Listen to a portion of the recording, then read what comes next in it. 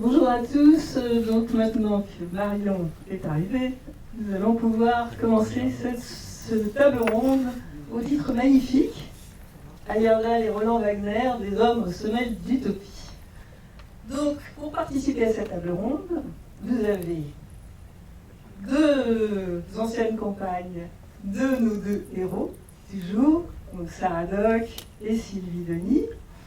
Nous avons deux éditrices de ces deux magnifiques auteurs, donc Mireille Rivalan qui éditait Roland à la Talente et Marion Blazori qui éditait Yal au Diable Vert. Et enfin, nous avons notre femme honoraire, qui est très en minorité dans cette table ronde, Jean-Claude Vignac, qui interviendra sans doute ici parce qu'il a bien connu Yal et qu'il a été son co-auteur pour un livre magnifique qui a été couronné de prix, Étoile mourante. Donc, pour commencer, je voudrais vous poser une question qui est sûrement une question piège. Pour vous, les utopies de ces deux auteurs étaient-elles joyeuses? Qui a envie de répondre à cette question, Sarah? Les utopies de Yal ne l'étaient pas. Parce que il mettait systématiquement ou presque en scène la lutte du pouvoir contre ces utopies. Alors que les utopies de Roland étaient joyeuses. Mais ce qui me frappe en termes de construction personnellement, c'est que Yal va montrer la manière dont les utopies se construisent par la lutte. Et d'ailleurs, à quel point c'était difficile, à quel point ça devait être une espèce de lutte permanente, de réflexion permanente, alors que Roland se plaçait dans une situation dans laquelle l'utopie était là, et voilà comment on se débrouille pour vivre dedans. Et dans un cas, tu avais le gars qui était activiste, et dans l'autre cas, tu avais le gars qui était, je dirais pas hédoniste, mais qui avait cette réflexion sur l'utopie, comment on en sort presque. Oui, je pense qu'il y avait une part de joie dans ce que Roland faisait, particulièrement dans Rêve de gloire, parce qu'il y a quand même une partie de l'utopie qui est réalisée, et qui est réalisée de manière plaisante et festive, et tout pas festive au sens où on fait la fête, c'est super, mais où il y a une certaine joie au plaisir, je dirais plaisir plutôt que joie, à ce que les gens soient ensemble et vivent ensemble et fassent des choses aussi ensemble. Et ça n'empêchait pas que de temps en temps, ça pouvait avoir des aspects négatifs, mais quand même. Je voulais dire que dès les années 90, Roland a choisi l'utopie. Avec les futurs mystères de Paris, il a choisi de construire un monde qui était pacifié. Un monde qui était meilleur, Débarrassé de la guerre, et meilleur que les romans qu'il avait écrits avant. Il y a toute la partie de son œuvre du début qui est extrêmement sombre et qui porte toute sa part sombre. Il faut bien voir que tout ce qu'il a écrit qui est du côté de la lumière, etc., c'est en grande partie pour lutter contre certaines des tendances qui sont en lui et qui avaient agi sur sa vie, notamment par le biais de la guerre et de son père. Donc, à partir d'un certain moment, oui, il a décidé volontairement d'essayer de lutter contre ça. Et puis aussi, il s'est dit à un moment, pourquoi est-ce que les gens rient quand je fais le cycle du fandom, et ils sont contents et tout le monde aime ce que je fais, et pourquoi ils ne réagissent pas comme ça pour mes autres textes? Et donc il a décidé volontairement d'utiliser l'autre partie de ce qu'il était, c'est-à-dire la partie qui aimait rire et qui aimait faire rire. Et aussi qui aimait réfléchir sur la société, bien entendu, et montrer des possibilités. C'est à ça que ça sert la science-fiction, à montrer des possibilités. Sinon, ça ne sert à rien. Je crois aussi qu'il y avait une réaction par rapport à ce qui se disait et ce qui s'écrivait surtout dans les années 80, et la part très sombre de la science-fiction à l'époque, et une réaction de Roland pour finalement s'inscrire en faux par rapport à ce côté très sombre de la science-fiction. C'est pour ça que finalement tout son parcours à partir de ce moment-là a été en résistance avec cette idée d'être utopique justement et de... Tout à fait. Voilà. Mais en plus, en faisant quelque chose de très heinleinien, mais qui lui allait très bien, c'est de faire de ses premiers textes le passé des textes suivants, et donc de faire de ses cauchemars la part sombre de son utopie. Oui, enfin là je peux Oui, intervenir parce que bon, pour parler des hommes, je pense que ce sera difficile d'aller au-delà de ce que Sarah et Sylvie peuvent proposer, mais il est question quand même pour un homme comme Roland de littérature, d'écriture. Il y a la science-fiction, mais c'est quelqu'un qui, tu dis qu'il a mis dans le passé, il inclut dans son œuvre, dans son utopie, tout un passé violent. Il y inclut aussi toute une culture littéraire. Il y avait effectivement une culture très très large de la littérature du 19e siècle. Culture mystère, ça se voit, mais et du 20e siècle, il était très, très inclusif. Voilà. Et il avait une longueur d'avance sur énormément de choses, et c'était conscient et volontaire. Qu'il ait effectivement, pour des raisons intimes, dépassé les démons en se posant sur l'utopie, mais c'était aussi une idée de la science-fiction qui était là, et une idée de la littérature de science-fiction comme apportant une forme de divertissement, et là effectivement le rapport à Heinlein est clair, mais en proposant d'aller toujours plus loin. C'était un copieur génial, c'est-à-dire que avoir de la culture, c'est copier. Hein. Donc, et quand tout d'un coup, il allait au-delà de tout ce qui avait été fait dans la question du déguisement, thème tout le monde connaît, mais dans le champ du cosmos, comment s'appelle c'est Klein, je crois, ce personnage, qui est toujours... qui en même temps qu'on a une menace énorme, un enjeu de science-fiction incroyable sur les planètes, on a en même temps une nana qui passe son temps à se fringuer, et on a envie d'être comme elle. Donc je pense que voilà, Roland, il poussait plus loin le bouchon, et il avait vraiment envie que la science-fiction devienne une utopie réalisée, et non pas, parce que l'utopie c'est pas pour plus tard, hein, l'utopie c'est du chemin. Et Roland le faisait, ce chemin. En fait, pour rebondir sur ce que dit Mireille, je pense que c'est vraiment le cœur de la chose, de la différence entre Roland et Heyerdahl, du point de vue de leurs œuvres, c'est que Roland, lui, utilise le détour de la science-fiction pour dire, un peu comme Octavia Butler, je vais choisir un monde où des hypothèses autres sont possibles et je les montre. Donc une hypothèse utopique. Et c'est vrai que c'est complètement trempé dans l'espèce de positivisme joyeux de la littérature du 19e. D'ailleurs, il reprend tous les topics du feuilleton, avec aussi son potentiel de naïveté totalement assumé, de rebondissement. Enfin, il y a une joie de l'acte d'écrire lui-même qui est quand même qui transpire dans tous ses livres, y compris ses modèles. Et ce qui l'intéresse, c'est de réaliser si ça c'était possible, et je le montre. Donc c'est effectivement une démarche finalement très volontariste par rapport à l'utopie. Et Heyerdahl, lui, qui était toujours très conscient et du rythme historique et des contradictions, en fait, il utilise la SF pour déplacer les contradictions.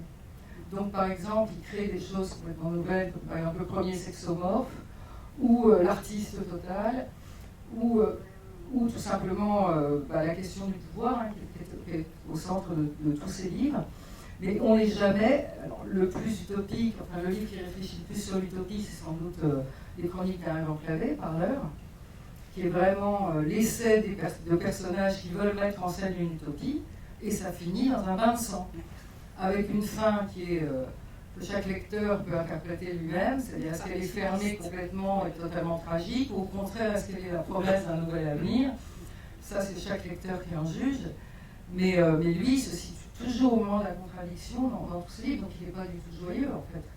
Il n'est jamais joyeux, il est toujours à la fois dans le danger, mais avec quelque chose qui pour moi est de plus en plus important dans son œuvre en fait, c'est l'idée très belle que quel que soit l'univers, alors c'est vrai que contrairement à Roland, il ne place jamais ses œuvres dans une forme de passé, et toujours dans une forme d'avenir lointain même, et dans toutes ses œuvres, en fait, la vraie question, c'est que cette question-là reste à construire, et que quel que soit l'environnement politique, et donc dans la plupart de ses œuvres, on est dans l'homéocratie, qui est une forme de dictature démocratique, qui ressemble à peu près à celle qu'on vit, et bien, l'homme continue.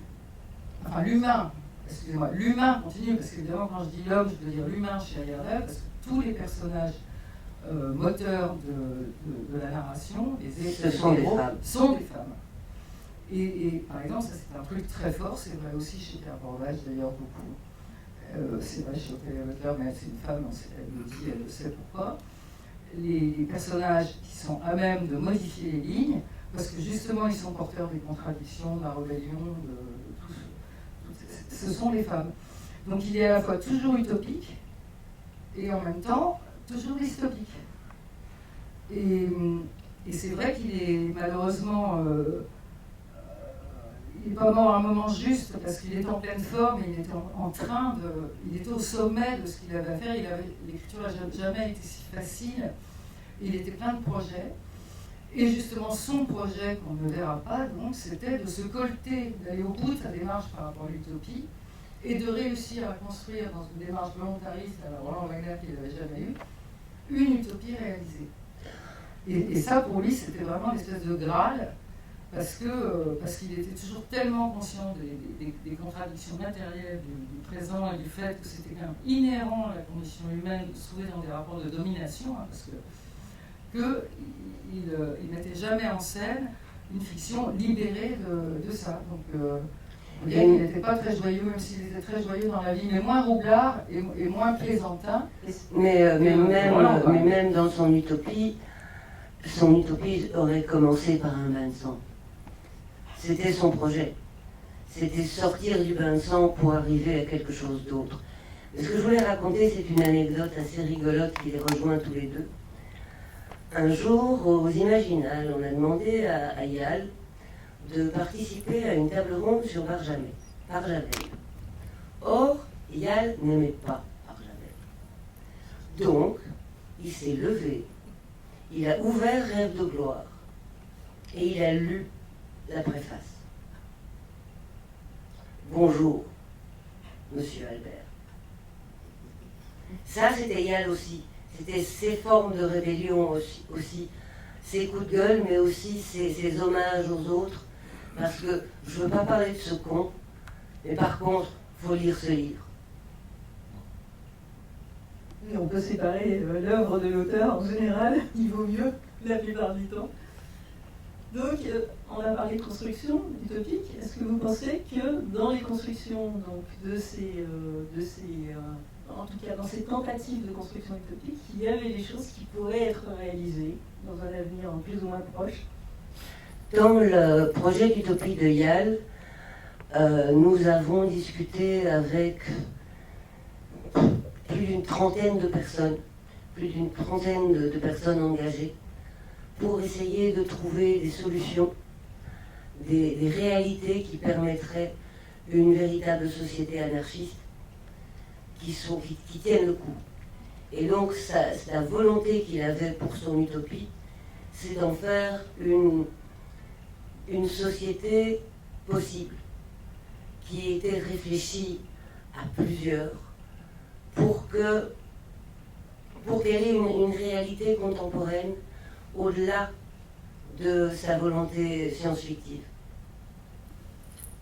Pour continuer sur Ayerdal, je crois qu'en fait, jusqu'à sur ce qu'il a écrit et laissé, l'utopie n'était pas pour lui un... je pense que de ce point de vue-là, l'histoire politique du siècle du XXe, c'était un fin observateur et de toute façon, il s'intéressait à tout, y compris évidemment à la politique, aux idéologies. Mais l'utopie ou la société à construire ne pouvait jamais apparaître chez lui comme le modèle de société rêvé, et on y arrive, parce que ça s'appelle la dictature ou le meilleur des mondes, quoi. Et donc il était extrêmement conscient de ça, c'est pour ça que je pense qu'il était plutôt dans le mouvement que dans cette promesse qui aurait été évidemment mensongère du paradis, en fait, qui n'existe pas. Donc le paradis, il est en l'homme ou il n'est pas. Et du coup, je dirais qu'il y a énormément d'utopies. Les œuvres d'Heyerdahl sont pleines d'utopies et dont beaucoup sont réalisées. Alors j'en donne quelques-unes. Par exemple, une femme combattante meilleure que les mecs, il a inventé Sibylle et c'était bien avant Lara Croft. Donc cette utopie, qui a été une utopie à un moment d'une femme puissante, y compris sur le terrain de la guerre, y compris sur le terrain de la force physique, enfin sur tous les terrains masculins, ça, tous ces livres l'ont construit. On a dans Balade choréale des portraits de femmes dirigeantes d'État, enfin de planètes, de femmes. Et de toute façon, dans tous ces livres, depuis le premier, on a des femmes qui étaient des figures utopiques qui sont devenues des figures d'aujourd'hui. Donc c'est bien la preuve que Yale nous a aidés à réaliser des utopies. J'en prends une autre, celle du changement de sexe.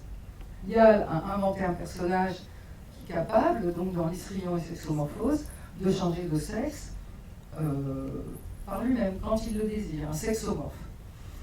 Donc il s'appelle Yale, et donc il a inventé, il nous a donné, c'était une utopie, déjà un vocabulaire qui nous est utile aujourd'hui, et encore une fois, en lisant ces livres, on n'a pas besoin de se poser des questions sur la grammaire, du genre, du A-genre, parce que les écrivains, la littérature nous l'a déjà donné, en l'occurrence Heyerdahl. Autre utopie, des voitures qui roulent sans roue, des véhicules capables de s'affranchir de la gravité immédiate, c'est-à-dire ça, il n'est pas le seul, il est peut-être un des premiers à avoir inventé, à avoir donné un nom à l'agrave.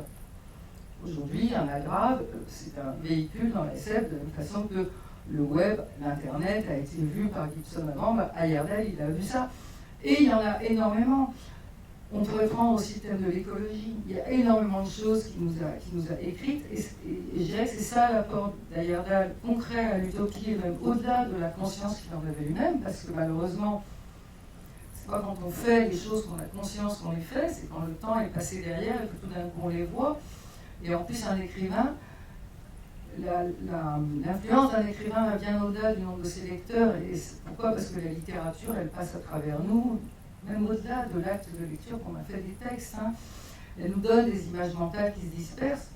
Et de ce point de vue-là, c'est un écrivain majeur, ça on le sait. Mais si on le relit aujourd'hui, il est encore plus moderne que... Et des utopies nouvelles qui vont advenir, il y en a encore plein dans ses livres, sauf que, par exemple, les systèmes politiques, ou alors les contre-systèmes politiques. Ça marche aussi pour la dystopie, par exemple, dans l'homéocratie, dans tout ce qu'ils font le personnage de Sibylle, c'est qu'en fait, elle est l'employée d'un assureur de régime politique interstellaire. Et on voit bien quand on lit, par exemple, John King aujourd'hui qui nous a fait une dystopie à la Orwell, enfin, c'est pas les seuls, mais on voit bien à quel point est-ce qu'il devient crédible que les systèmes politiques soient plus organisés par des élections, des votes, etc., mais par des entreprises, des systèmes de contrôle économique, idéologique, etc. Et que oui, on peut assurer les systèmes parce que c'est d'abord des entités économiques, et donc imaginez qu'on ait des gens qui sont chargés de façon technique d'aller faire fonctionner les démocraties, c'est-à-dire qu'en fait, c'est des armées de commandos d'intervention. Il y en a aujourd'hui, les États-Unis ont tenu l'Amérique latine comme ça, etc., etc. Donc, ce que je veux dire, c'est qu'on a énormément d'éléments dans les livres de Yale, et il y en a pour les générations futures. On a beaucoup à manger encore et à imaginer à partir de là, parce que c'est plein d'exemples de ce type. Donc en particulier sur le genre, sur l'écologie, oui, l'écologie, par exemple dans Balade choréale, il y a un portrait de quel sport on peut pratiquer dans une nature sans la déranger, avec du ski en chaussures.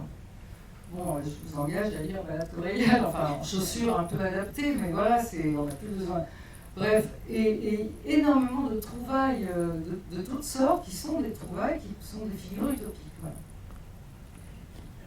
je voudrais juste, à propos de Roland, moi, j'ai une question qu'on peut se poser, je la pose à Sylvie. Là. Je ne suis pas certaine que Roland écrivait des utopies, en fait. Quand on parle de science-fiction positive maintenant, on a tendance du coup à se dire super, Roland Wagner avait de l'avance. Et je pense que Roland, par exemple, ne se battait pas avec une chose qui était le combat de Yal, c'était le pouvoir. Roland ne se battait pas avec ça. Il construisait au-delà des questions de pouvoir. Et alors pourquoi, on pourrait disserter ou chercher pourquoi il dépassait ça, mais il s'inscrivait dans l'histoire, puisque c'était deux personnes qui étaient quand même au fait de l'actualité en permanence, avec un rapport à l'histoire différent, je pense. Et je connais mieux Roland que Yal là-dessus. Et il me semble que Roland, en fait, il construisait à partir... Et en fait, il ne voulait pas refaire le monde. Il se mettait toujours dans une continuité, soit quand il y a la rupture pour faire les futurs mystères de Paris, mais ça c'est un arrangement littéraire, c'est une discontinuité du pouvoir des écrivains. Mais par contre, quand on prend Rêve de gloire, on voit bien comment il s'inscrit dans une continuité historique. Donc là, il crée, il ne s'embête pas, il crée vraiment ce qu'il voulait pour créer l'utopie d'un moment, à partir d'une chronie, d'un moment passé. Donc de quelque chose qui n'arrivera pas là où il aurait souhaité que cela arrive, mais qui est un modèle. Il crée un modèle de vivre ensemble. Mais tout le temps, Roland ne se bat pas avec le pouvoir. Et je pense que là, il y a quand même une... Du coup, je me pose la question de savoir si Roland visait des utopies. Tout d'un coup, là, c'est extrêmement difficile à dire parce qu'effectivement, dans Rêve de gloire, c'est une espèce de tentative en fait, c'est une tentative de réécrire l'histoire, c'est-à-dire de réécrire l'Algérie et le traumatisme de l'Algérie qu'il a vécu lui à travers ses parents, et d'y réinjecter la culture qui était la sienne, c'est-à-dire celle du rock'n'roll et de la musique populaire. Et en fait, c'est ça, Rêve de gloire, c'est une espèce de tentative de réécrire le passé. Sauf que intrinsèquement, il était aussi un lecteur et un auteur de SF, donc quelque part, ça vise aussi une espèce de limite future dont on ne sait pas très bien effectivement où elle se situe. Mais oui, je suis absolument d'accord sur le fait que c'était toujours enraciné dans un passé, et que le passé, il ne pouvait absolument pas s'en sortir. Ça, c'était impossible. Que ce soit le passé de l'histoire de l'Algérie, de la France, de la SF, et tout ça, ça faisait un ensemble sur lequel lui, il avait fait son petit ménage particulier. Mais tu vois, à ce sujet, moi je t'interromps pour dire une chose, parce que ça va aussi faire partie, je pense, des qualificatifs qu'on pourra donner pour ces deux hommes. Pour moi, Roland était un homme éminemment courageux. Était un homme éminemment courageux. Il faut beaucoup de courage pour être un auteur de science-fiction en général, mais lui, je pense qu'il y aura une autre... Ayerdahl était sans doute aussi un homme très courageux. Et il y avait ce courage chez Roland d'assumer le passé, d'assumer les fautes. Et ça, c'était assez admirable, et c'était pas pour autant facile. Attention, Roland, il était des fois hyper con, hyper chiant, enfin bon, voilà, on n'a pas oublié de le dire, et toujours éminemment courageux. Et ça aussi, je pense que ça a à voir avec ces hommes-là. D'autant plus que dans la réalité, en dehors de leur œuvre, dans le combat politique pour les droits des auteurs, pour tout un tas de choses, ils ont été associés, ils se sont battus tous les deux, ils ont ils ont écrit des coups de gueule tous les deux dans le présent pour lutter dans la contemporanéité pour le droit des autres. Oui, on peut évidemment parler d'eux comme des hommes en colère, qui se sont effectivement révoltés pour le statut des auteurs, donc il y a avec le droit du Cèdre, et puis ensuite avec Relire, et la fameuse affaire des livres indisponibles, dont je suppose que vous êtes tous au courant. Et Roland avec Hadopi, Et qui a Roland, quand même été élu à l'Assemblée nationale. tout à fait, et Roland avec Hadopi. Donc ce sont des auteurs qui ont lutté pour un meilleur statut des auteurs, et c'était énorme pour eux. C'était vraiment une partie de leur vie. Pour relire, nous sommes quand même allés jusqu'à la Cour de justice européenne pour faire respecter le droit des auteurs. Et c'est la Cour de justice européenne qui a fini par statuer. Oui, il faut mentionner que Sarah a poursuivi le combat de Yal après son décès. Et donc, effectivement, on a obtenu avec le syndicat des écrivains de langue française ce triomphe, d'une certaine façon, puisque la Cour européenne a statué de façon à ce que ça s'arrête, ce scandale s'arrête de la disposition des livres des auteurs sans leur accord, sans un accord préalable. Et donc il y avait Relire, qui était un vrai scandale, puisque c'était quand même la captation de fonds potentiellement vivants par un groupe, carrément. Enfin, voilà, par l'entremise du SNE, donc c'était un énorme scandale. Mais, et surtout d'ailleurs, de la part du SNE et tout ça, dans un instinct de propriétaire, en fait, qui sont incompétents à imaginer ce que sont ces fonds. Donc c'est 2 fois plus grave. C'est-à-dire qu'en fait, dans ces fonds, il y avait des livres, il y avait en particulier tous les livres, par exemple, du Fleuve Noir, donc de la SF, pendant sur 20 ans. Quoi. Donc c'était juste énorme, et c'était un angle mort de la littérature académique. Et donc, ça cumulait à la fois la malhonnêteté et l'ignorance. En fait, donc voilà, donc ça a été la bataille pour relire, mais avant celle-là, il y avait la bataille du droit du cerf, donc sur les contrats d'édition, qui a commencé, je sais, avant la création du Diable. En 99, je crois. Voilà, 99, donc le Diable a été créé en 2000. Et en l'occurrence, il faut savoir quand même, pour le resituer dans l'histoire, parce qu'à cette époque-là, effectivement, l'affaire était très portée par les auteurs qui étaient les auteurs, les trimards de l'édition, donc les auteurs de SF, de polar, de collections populaires et de jeunesse. Et donc, elle était quasi invisibilisée dans les milieux de la littérature générale, des grands formats, etc. Or, toute invisible qu'elle soit, ça a pris 20 ans, mais 20 ans après, les contrats droit du cerf, que donc, alors je les connais bien, puisqu'à l'époque, c'est Emmanuel Pierrat, on avait demandé à Emmanuel Pierrat d'établir ces contrats, les contrats types, et c'est les contrats types qu'on a utilisés à la création du Diable, et qu'on a toujours signé avec Ayerdahl et les autres auteurs. Et bien, ces contrats sont devenus finalement la norme, quand après les grandes réunions conflictuelles, il y a eu au moins 3 ans, voire 4 ans de discussions entre auteurs et éditeurs.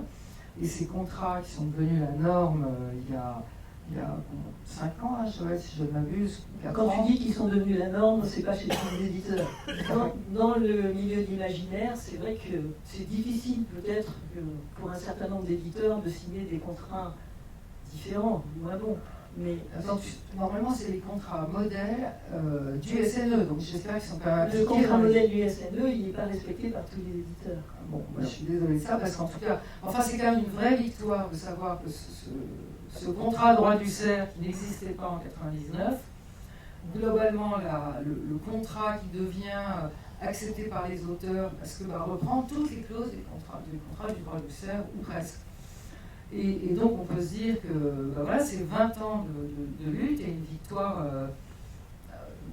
peut-être une semi-victoire, ça c'est vrai, mais enfin quand même une victoire légale. Il y a des modèles, il y a des contrats, c'est comme une arme posthume, mais qui est réelle. Et c'est Ayerdahl, encore une fois, qui a lancé avec les auteurs de SF. Mais bon, le droit du cerf, c'était lui, c'était sa formule et ça lui ressemble tellement. Cerf, SREF. Oui, je dois préciser pour ceux qui ne connaissent pas. Je voudrais revenir un petit peu à la création, peut-être avec Jean-Claude, qui a travaillé avec Yann sur Étoile mourante. Et donc il y a quand même une idée justement d'utopie, avec au moins une des branches, évidemment pas les mécanistes. On est vraiment dans l'anti-utopie, avec des femmes qui n'ont aucun droit. Mais bon, donc on a une des branches quand même où ils sont anarchistes et où effectivement ils sont égalitaires, où ils vivent en symbiose avec les animaux vives. Tu peux nous parler un petit peu de la façon dont ça s'est construit avec Yann? Je pense que ça intéressera sûrement. Il faut savoir que quand Yann construit quelque chose, quand il construit quelque chose qui est une espèce de tension dynamique, c'est-à-dire que même s'il y a une situation apparemment stable, il y a des gens à l'intérieur de ce système apparemment stable qui aimeraient que le système change, voire même que le système explose pour pouvoir construire quelque chose de différent à partir d'elle. Alors, ça se traduit par des conflits directs, quand tu as par exemple des mécanistes, effectivement, avec des femmes qui n'ont aucun droit, donc qui préparent la révolution en sous-main. Mais si tu réfléchis aux organiques, qui sont aussi donc l'autre branche qu'a étudiée, qui apparaît comme quelque chose de relativement utopique, parce que cette symbiose avec les villes a donné aux gens des points de stabilité. Donc on a un système anarchiste mais stable, et tu te rends compte qu'il y a quand même des insatisfaits. Et ces insatisfaits-là réfléchissent la fille en particulier à comment exprimer ce que je ne sais pas exprimer. Je ne sais pas ce que je veux. Il y a une phrase dans le rock'n'roll qui dit « Je ne sais pas ce que je veux, mais je sais comment l'obtenir ». Et c'est la phrase révolutionnaire par essence, et Yann était un peu comme ça. Donc il y avait des personnages qui étaient en permanence en train de discuter. Donc quand on travaillait sur Étoile Mourante, puisqu'on travaillait chacun sur le travail de l'autre, je lui disais, mais est-ce que ce conflit, ou même ce conflit, et en fait il n'est pas résolu, enfin il est clair, simplement il me disait, non mais je ne peux pas laisser des gens trop contents d'être là, parce que ça signifierait que j'ai raison. Et je ne veux pas avoir raison, je veux poser des questions qui montrent que... Yann n'était pas quelqu'un qui voulait trouver une bonne solution, il voulait que la question se pose, il voulait que la quête ait lieu, il voulait que le travail d'amélioration, mais qui passait par des phases sequelles, de destruction, que ce travail-là ait lieu. Donc c'est l'idée du changement en fait, il faut que les choses changent pour évoluer, et puis... Ben, c'était l'inverse du départ de Visconti, si tu veux. Dans le départ de Visconti, on dit qu'il faut que tout change pour que rien ne change. Yann disait il faut que le changement soit véritablement en profondeur. Même son premier bouquin, Fleur Noire, était un livre dans lequel, a priori, il y avait une société stable, et puis il y avait ce petit groupe d'anarchistes complètement cinglés, qui n'étaient même pas d'ailleurs d'accord entre eux, mais qui, par l'intermédiaire de l'artiste, par l'intermédiaire d'un travail de bouffonnerie, mais aussi de questions là où ça fait mal, arrivaient à ce que les gens ne se satisfassent plus d'une espèce de bonheur ordinaire. Yann détestait les tiédeurs. Il détestait le fait que le bonheur soit ordinaire. C'était une source permanente de disputes entre lui et moi. Il me disait, mais tu te contentes trop facilement d'être heureux. Et je lui disais, bah oui. Et oui, mais ce n'est pas admissible. Bah si. Et on peut très bien vivre en étant heureux, crois-moi, ça se passe extrêmement bien. Oui, mais moi je ne pourrais pas. Et donc nous réfléchissons à partir de là. Et à 3h du matin, quand il m'a mené voir les cerfs dans les bois en bas de la ferme où il logeait, nous avions ces questions-là. Je lui disais, mais tu te rends compte à quel point c'est un moment parfait? Il me dit, oui, mais ça n'est pas suffisant. Rien n'était jamais suffisant. C'était peut-être pour ça, excuse-moi, je voudrais juste terminer avec Jean-Claude, que finalement ils rendent tous dépendants. Chacune des branches est dépendante par son armure, par son flagelle, par son symbiote et le par sujet son... que nous avions dans l'Étoile Mourante, donc la société s'était divisée en 4 composantes, c'est de dire aucune des composantes, même intelligente, même n'est suffisante. L'avenir, le fonctionnement, c'est au métissage, c'est à la rencontre les uns avec les autres, qui peut être une rencontre violente, qui peut être une guerre, mais nous avons besoin d'interaction, de rencontres, d'accouplement contre nature, entre des idées. Et d'ailleurs, c'était l'incarnation de ce que nous étions, Yael et moi. Nous sommes profondément opposés, Yael et moi. Nous venons d'endroits complètement différents, nous avons des rapports au monde complètement différents. Et nous étions profondément amis parce que nous escaladions la même montagne, mais pas du même côté. Mais l'objectif était d'arriver au même endroit. Et Yann m'a toujours dit, mon regret d'Étoile Mourante, il me le disait un peu avant sa mort, c'est qu'il faudrait réécrire maintenant, 15 ans plus tard, parce que les messages qu'on essayait de faire passer, ces espèces de messages de métissage, de écoutons-nous, de frottons-nous, etc., sont toujours des messages profondément d'actualité, messages que prenait Roland d'ailleurs, clairement, sauf que les gens ne le croient pas. Il faut leur en reparler d'une autre façon. Et bon, malheureusement, il est plus tard pour faire ça. Donc, si j'écris encore un nouveau truc des animaux vifs, ben, ce sera tout seul, sachant que Yann est derrière mon épaule chaque fois que j'écris. Mais il n'est pas là.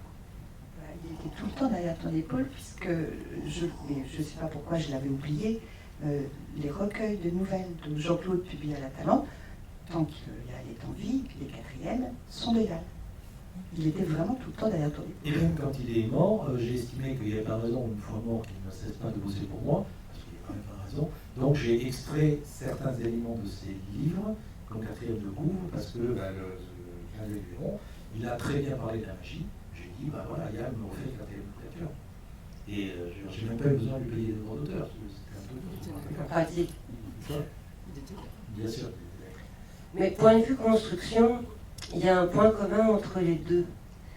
Quand ils cherchent, quand il y a une recherche, c'est un conseil qu'ils m'ont donné tous les deux en fait. C'est quand Roland a commencé à travailler pour Jimmy Dieu, il a commencé par recopier entièrement un roman de Jimmy Dieu pour s'imprégner de sa manière d'écrire. Et quand je me suis retrouvée à devoir terminer une traduction 100 dernières pages d'un roman en 10 jours, Yann m'a dit, tu reprends quelques chapitres avant, tu recopies, comme ça, la frontière sera invisible. Et ils avaient tous les deux cette conscience que quand on se met dans la langue de l'autre, on peut s'y mêler. Et justement, donc, aussi bien Sarah que Sylvie, vous êtes toutes les deux autrices, vous êtes en plus traductrices. Dans quelle mesure votre travail en parallèle, en fait, avec ces deux auteurs, a été quelque chose d'important pour vous? Est-ce que ça vous a apporté quelque chose sur le plan de l'écriture, de la construction? Ou est-ce que c'est toujours resté complètement indépendant? Non, pas du tout, parce qu'en fait, on a traduit des livres. Oui, je sais que vous avez traduit des livres ensemble. Donc forcément, il y avait de l'écriture qui se... Oui, c'est-à-dire que la façon dont on se partageait le travail, ça a pu changer selon les bouquins. Mais souvent, c'était moi qui faisais le premier jet, parce que je suis plus rapide. Et c'était Roland qui reprenait, il faisait une deuxième couche, et on finissait par faire une troisième lecture plus ou moins commune. Il disait d'ailleurs que c'était toi qui lui avais appris l'écriture par couche. Voilà. De faire les choses, donc il y a des strates. Et oui, et ça m'a très probablement appris des choses, même si j'aurais du mal à le lire, mais c'était surtout au niveau de la langue, d'une part parce que Roland ne faisait absolument jamais, ou quasiment jamais, de fichus faute d'orthographe, et ensuite parce qu'il avait une approche du français qui n'est pas la mienne, laquelle est hélas contaminée beaucoup par l'anglais. Ça c'est très mal. Et donc de ce côté-là, ça fonctionnait très bien. Et on n'a pas eu la même approche pour le gros bouquin de Norman Spinrad, Il est parmi nous, où on avait carrément, quand il y a plusieurs narrateurs, j'avais pris certains narrateurs et lui d'autres. Et après, on a fait des relectures croisées. Oui, non, ça a été terrible. Celui-ci, ouais, voilà.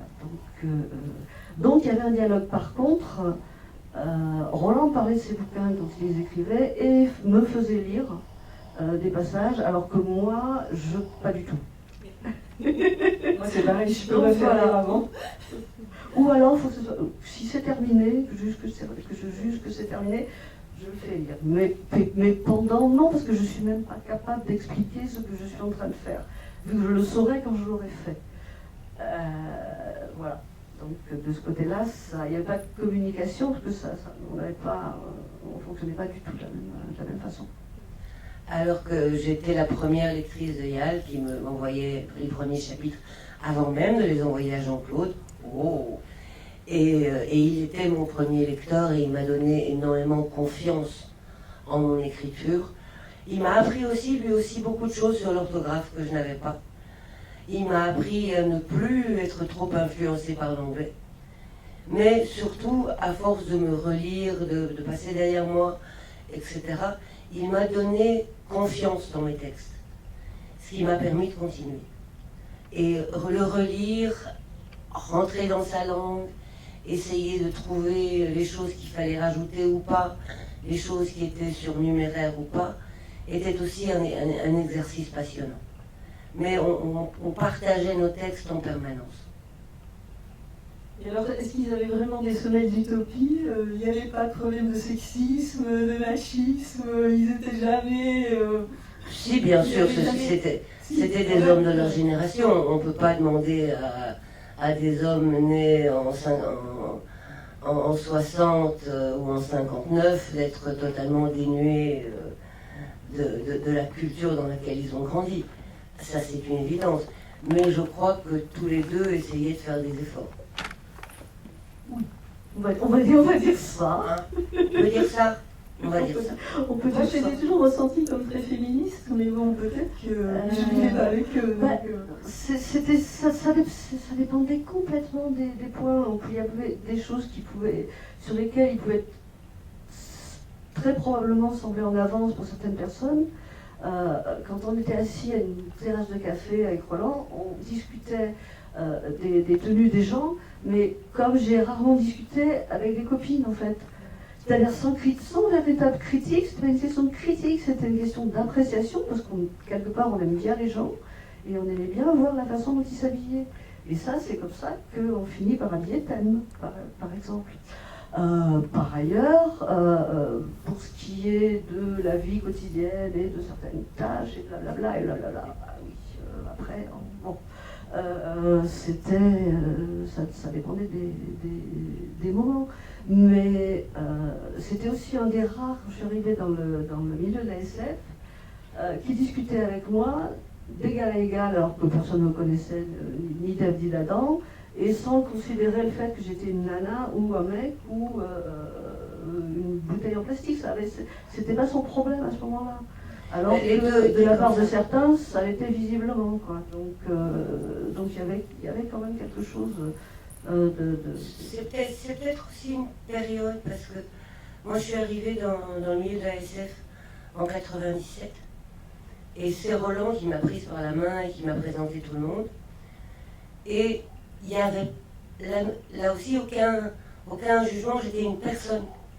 J'étais pas ceci ou cela, j'étais une fan, j'étais quelqu'un qui écrivait, j'étais quelqu'un qui s'intéressait, et c'était ça qui était important. Roland a été jusqu'à téléphoner à Michel Pagel parce que lui n'allait pas au Galaxial, mais Michel y était, donc il a téléphoné à Michel en disant « Tu vas chercher Sarah à la gare, tu la connais pas, mais tu verras, elle est sympa. » Alors moi, tu vas peut-être dire la même chose que moi, mais moi, en fait, dès qu'on publiait un nouvel auteur, une nouvelle autrice, on savait que Roland serait un passeur, ferait rentrer les gens dans le milieu. Et comme là, elle était pareil, et je mettrai une troisième personne qui est présente ici, c'est Jean-Claude. Alors, je sais pas, toi, tu lisais systématiquement les textes des nouveaux auteurs, des nouvelles autrices, et tu t'engageais la conversation avec eux sur leurs textes. Évidemment, bon, c'était comme Roland, c'était des gens à la fois engagés dans leur temps, et totalement généreux, gentils, accessibles, prêts à fumer ou boire avec les amis jusqu'à pas d'heure, ou avec les gens qu'ils rencontraient tous. Donc c'était une très grande époque de sociabilité, d'une richesse incroyable. Hein. Alors, mais avant, pour parler, bon, je sais pas, j'ai pas vécu avec elle assez pour savoir s'il rangeait ses chaussettes, mais je l'ai vu faire la cuisine beaucoup plus que moi. Je pense que voilà, et sans doute que dans une maison, il était beaucoup plus au fourneau que je ne suis personnellement. Donc voilà. Mais je voudrais dire quand même une chose. Moi, j'ai connu, je débarquais dans la profession. J'avais 27, je crois que j'avais 27 ans. Hein. Joël ne dit rien, mais elle était là aussi. Et à cette époque-là, Joël, alors c'est à toi que je parle, parce que on était, moi j'avais 27 ballets ou 29, je ne sais plus, j'arrivais chez J'ai lu dans un monde d'édition de mecs, la SF, il n'y avait que des œuvres masculines, sauf Joël Vintrebert, Elisabeth Gilles, qui était une éditrice, hein, et quelques autrices qui arrivaient difficilement, il fallait les chercher, enfin qui étaient en... je ne sais même pas si elle était publiée à l'époque, il y avait qui Non, je suis restée très longtemps la seule T'étais la seule, France, on était avec Elisabeth, francophone, qui était au Québec. Donc on était, et Elisabeth von Arburg au Québec. Et je crois que personne d'autre avait publié chez Nana, qui sont toutes aujourd'hui ici. Et donc on était en 87. Hein. Donc je parle d'un temps ancien. Et Yal a été, enfin mes premiers auteurs chez J'ai lu ont été Joël et Ayardal. Donc Joël, voilà, c'est dommage que tu fasses modératrice parce que sur l'utopie, à propos de gens, c'est une aparté qui n'a rien à voir avec ce que je dis après, mais quand même, je vais vous le dire parce qu'il faut le dire. Tu as dit, Jean-Claude, il a dit la phrase, hein, the phrase, Yal ne cherchait pas la solution, il voulait que la question se pose. Pour Ayardal, une utopie réalisée, c'est une dictature. Et un des plus grands livres sur ce sujet qui a été écrit sur ce que c'est qu'une utopie, c'est Pollen de Joël, hein, et qui montre une utopie, alors pour le coup, réalisée. Donc une utopie collective réalisée devient une dictature, un état totalitaire. Et vous avez qu'à lire Polaire, qui est une utopie féministe, et qui est aussi un grand texte féministe contre tous les dogmes. Bon voilà, et bien Ayala, il pensait pareil, c'est-à-dire qu'en fait, s'il avait mis en œuvre une utopie collective, ça aurait été mettre en œuvre un modèle totalitaire. Donc l'utopie n'est qu'individuelle, et donc c'est les individus qui la portent, et on en revient à justement ce qui attirait aussi bien Roland que lui, parce que je me souviens de cette grande époque, si vous voulez, il n'y avait jamais un salon de SF quelconque, un festival, etc., qui finissait pas en home party, où on était 30, dans des chambres de 10 mètres carrés, très enfumés, très alcoolisés, à refaire le monde sous toutes ses coutures, quoi, de toutes ces manières. Moi, ce que je veux dire, c'est qu'à cette époque, dans ces années qu'on connaît aussi Ligny, Mandy, Lehmann, enfin bon bref, donc il y a des témoins, à cette époque, l'ASF, quand on y est arrivé, donc, c'était une affaire d'hommes. Et même si les mecs en question n'étaient pas machos, alors je pense que Ayardal et Roland peut-être rangeaient leurs chaussettes eux-mêmes, ils n'étaient pas du tout machos dans les privés, j'en sais rien, mais ils n'étaient pas dans la vie professionnelle. Ce qui est sûr, c'est auprès de cette génération-là que les premières femmes qui sont arrivées, elles ne se sont pas senties comme des premières femmes qui arrivaient, mais comme des personnes. Et d'autant plus facilement dans leurs œuvres que les personnages féminins pouvaient être pour nous des modèles. Des modèles de femmes accomplies, de femmes complètes. Donc si vous voulez, pour moi, indépendamment des questions individuelles face au fourneau, et là-dessus je me prends, et même sur Ayardal, je vois rien de choquant, ils étaient complètement en avance sur leur époque, quoi. C'était des hommes de demain, et même aujourd'hui, les hommes de demain, même pour aujourd'hui. C'est pour ça d'ailleurs qu'on peut encore lire leurs livres, parce que justement les questions de domination par le genre, de domination politique, du pouvoir et tout ça, ben non, vous pouvez les lire longtemps, vous y serez bien. C'est grâce à des écrivains comme ça, en fait, que nous, les femmes, on a pu exister dans la SF autrement qu'en étant obligés de mettre d'autres amis que les nôtres, quoi, de se projeter à l'intérieur de bouquins qui ne nous parlaient pas complètement. Je tiens à dire que c'est peut-être aussi une génération, parce que Pierre Bordage, même chose, ces personnages sont avant tout féminins. Donc quand même, comment ils étaient dans ces années-là, ça a été... D'ailleurs, c'est comme ça, enfin, je pense que c'est ce qui a très largement porté ce qu'on a appelé le renouveau de la SF française, etc. Et ce qui en a fait des leaders esthético-politiques assez immédiats, quoi. Moi, je voudrais parler de fraternité. Parce que Jean-Claude a été et est toujours le grand frère de beaucoup de petits nouveaux et de beaucoup d'anciens maintenant. Roland a été le grand frère. Lui aussi, il a été mon grand frère. Et quand Roland et Yal se promenaient dans la rue ensemble, tout le monde les prenait pour des frères. Tu te souviens, Sylvie ? Eh bien, cette table ronde, j'espère, vous aura passionné, autant que moi, elle m'a passionné. Et on est malheureusement obligé de terminer. Voilà. Donc, merci d'avoir été là. Merci pour votre écoute. Et à bientôt sur le festival.